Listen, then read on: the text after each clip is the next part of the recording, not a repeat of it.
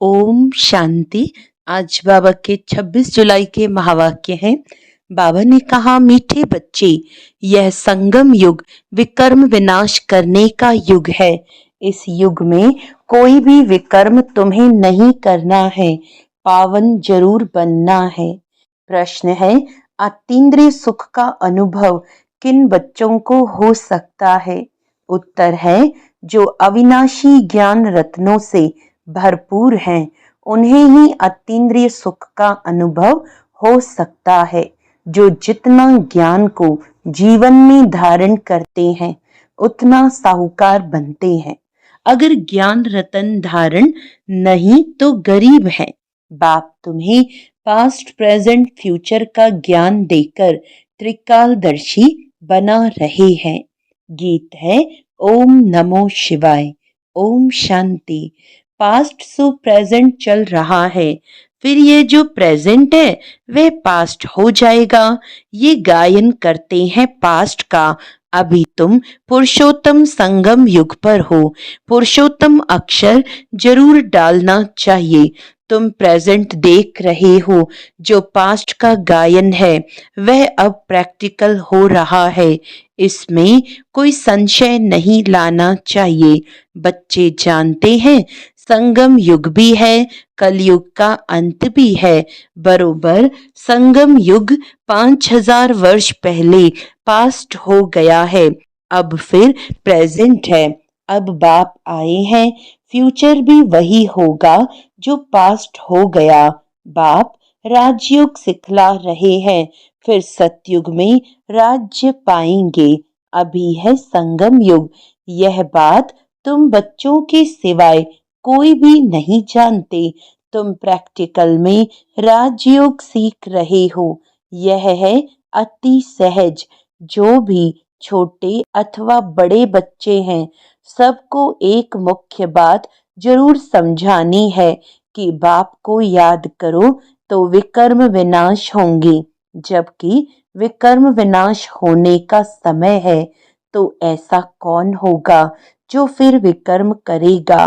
परंतु माया विकर्म करा देती है। समझते हैं चमाट लग गई, हमसे ये कड़ी भूल हो गई।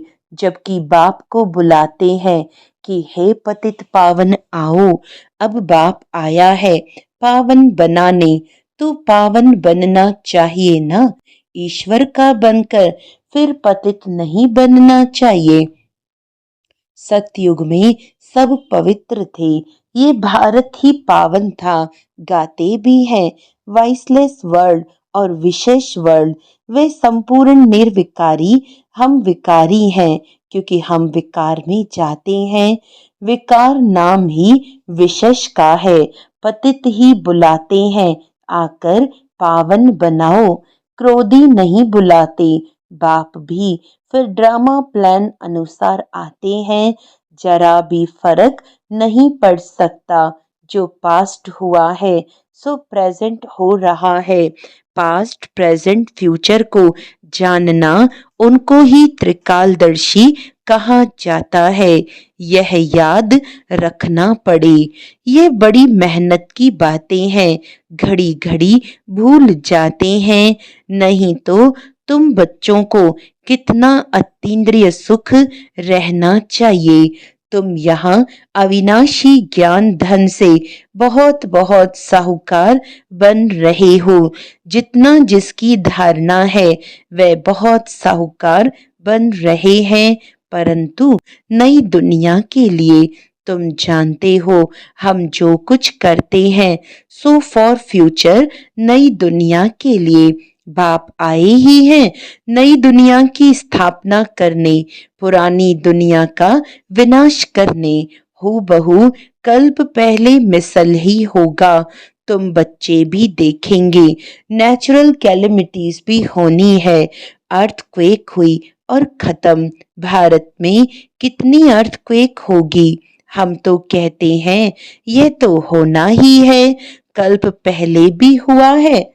तब तो कहते हैं सोनी द्वारिका नीचे चली गई है। बच्चों को ये अच्छी रीति बुद्धि में बिठाना चाहिए कि हमने 5000 वर्ष पहले भी ये नॉलेज ली थी, इसमें जरा भी फर्क नहीं। बाबा, 5000 वर्ष पहले भी हमने आपसे वर्षा लिया था। हमने अनेक बार आपसे वर्षा लिया है, उनकी गिनती नहीं हो सकती। कितनी बार तुम विश्व के मालिक बनते हो, फिर फकीर बनते हो। इस समय भारत पूरा फकीर है। तुम लिखते भी हो ड्रामा प्लान अनुसार। वह ड्रामा अक्षर नहीं कहते, उनका प्लान ही अपना है। तुम कहते हो ड्रामा के प्लान अनुसार हम फिर से स्थापना कर रहे हैं।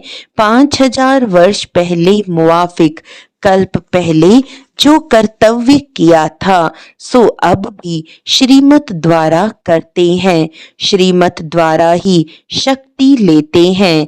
शिव शक्ति नाम भी है ना, तो तुम शिव शक्तियां देवियां हो, जिनका मंदिर में भी पूजन होता है। तुम ही देवियां हो जो फिर विश्व का राज्य पाती हो। जगत अम्बा को देखो, कितनी पूजा है, अनेक नाम रख दिए हैं, है तो एक ही। जैसे बाप भी एक ही शिव है, तुम भी विश्व को स्वर्ग बनाते हो, तो तुम्हारी पूजा होती है। अनेक देवियां हैं, लक्ष्मी की कितनी पूजा करते हैं। दीपमाला के दिन महालक्ष्मी की पूजा करते हैं। वह हुई हेड, महाराजा महारानी मिलाकर महालक्ष्मी कह देते हैं, उसमें दोनों आ जाते हैं। हम भी महालक्ष्मी की पूजा करते थे। धन वृद्धि को पाया तो समझेंगे महालक्ष्मी की कृपा हुई। बस हर वर्ष पूजा करते हैं। अच्छा, उनसे धन मांगते हैं, देवी से क्या मांगे। तुम संगम युगी देवियां स्वर्ग का वरदान देने वाली हो। मनुष्यों को ये पता नहीं है कि देवियों से स्वर्ग की सब कामनाएं पूरी होती हैं। तुम देवियां हो ना, मनुष्यों को ज्ञान दान करती हो, जिससे सब कामनाएं पूर्ण कर देती हो। बीमारी आदि होगी तो देवियों को कहेंगे ठीक करो, रक्षा करो। अनेक प्रकार की देवियां हैं। तुम हो संगम युग की शिव शक्ति देवियां। तुम ही स्वर्ग का वरदान देती हो। बाप भी देते हैं, बच्चे भी देते हैं। महालक्ष्मी दिखाते हैं, नारायण को गुप्त कर देते हैं। बाप, तुम बच्चों का कितना प्रभाव बढ़ाता है। देवियां 21 जन्मों के लिए सुख की सब कामनाएं पूरी करती हैं। लक्ष्मी से धन मांगते हैं। धन के लिए ही मनुष्य अच्छा धंधा आदि करते हैं। तुमको तो बाप आकर सारे विश्व का मालिक बनाते हैं, अथाह धन देते हैं। श्री लक्ष्मी नारायण विश्व के मालिक थे, अभी कंगाल है। तुम बच्चे जानते हो राजाई की फिर कैसे धीरे धीरे उतरती कला होती है। पुनर्जन्म लेते लेते कला कम होते होते अभी देखो कैसी हालत आकर हुई है। यह भी नई बात नहीं, हर 5000 वर्ष बाद चक्र फिरता रहता है। अभी भारत कितना कंगाल है, रावण राज्य है, कितना ऊंच नंबर 1 था, अभी लास्ट नंबर है। लास्ट में न आए तो नंबर 1 में कैसे जाए, हिसाब है ना। धीरज से अगर विचार सागर मंथन करें तो सब बातें आपे ही बुद्धि में आ जाएंगी। कितनी मीठी मीठी बातें हैं। अभी तो तुम सारी सृष्टि चक्र को जान गए हो। पढ़ाई सिर्फ स्कूल में नहीं पढ़ी जाती, टीचर सबक यानी लेसन देते हैं घर में पढ़ने के लिए, जिसको होमवर्क कहते हैं। बाप भी बाप भी तुमको घर के लिए पढ़ाई देते हैं। दिन में भल धंधा आदि भी करो, शरीर निर्वाह तो करना ही है। अमृत वेले तो सबको फुर्सत मिलती है। सवेरे सवेरे 2-3 बजे का टाइम बहुत अच्छा है। उस समय उठकर बाप को प्यार से याद करो। बाकी इन विकारों ने ही तुम्हें आदि मध्य अंत दुखी किया है। रावण को जलाते हैं परंतु इसका भी अर्थ कुछ नहीं जानते। बस सिर्फ परंपरा से रावण को जलाने की रस्म चली आई है। ड्रामा अनुसार यह भी नोंद है।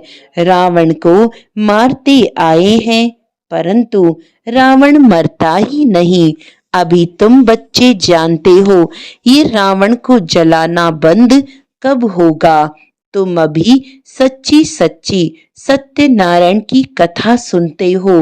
तुम जानते हो कि हमको अभी बाप से वर्षा मिलता है। बाप को न जानने के कारण ही सब निधन के हैं। बाप जो भारत को स्वर्ग बनाते हैं उनको भी नहीं जानते हैं। यह भी ड्रामा में नोंद है। सीढ़ी उतरते तमो प्रधान बने तब तो फिर बाप आए परंतु अपने को तमो प्रधान समझते थोड़े हैं। बाप कहते हैं इस समय सारा झाड़ जड़जड़ी भूत अवस्था को पाया है। एक भी सतो प्रधान नहीं। सतो प्रधान होते ही हैं शांति धाम और सुख धाम में। अभी है तमो प्रधान। बाप ही आकर तुम बच्चों को अज्ञान नींद से जगाते हैं। तुम फिर औरों को जगाते हो। जगते रहते हैं। जैसे मनुष्य मरते हैं तो उनका दीवा जलाते हैं कि रोशनी में आ जाएं। अब यह है घोर अंधियारा। आत्माएं वापस अपने घर जा न सके। भल दिल होती है दुख से छूटे परंतु एक भी छूट नहीं सकते।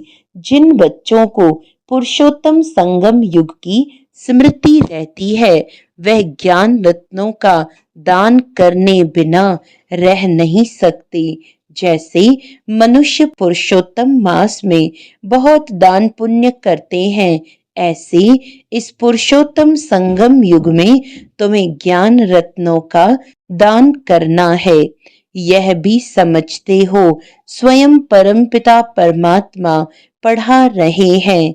श्री कृष्ण तुम्हें ज्ञान श्री कृष्ण की बात नहीं। श्री कृष्ण तो है सतयुग का पहला प्रिंस। फिर तो वह पुनर्जन्म लेते आते हैं। बाबा ने पास्ट प्रेजेंट फ्यूचर का भी राज समझाया है। तुम त्रिकालदर्शी बनते हो और कोई त्रिकालदर्शी बना नहीं सकते सिवाय बाप के। सृष्टि के आदि मध्य अंत का ज्ञान बाप को ही है। उनको ही ज्ञान का सागर कहा जाता है।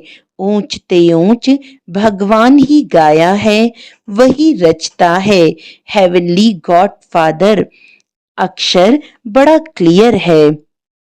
हेवन स्थापन करने वाला शिव जयंती भी मनाते हैं परंतु वह कब आए क्या किया ये कुछ भी नहीं जानते। जयंती के अर्थ का ही पता नहीं तो फिर मनाकर क्या करेंगे।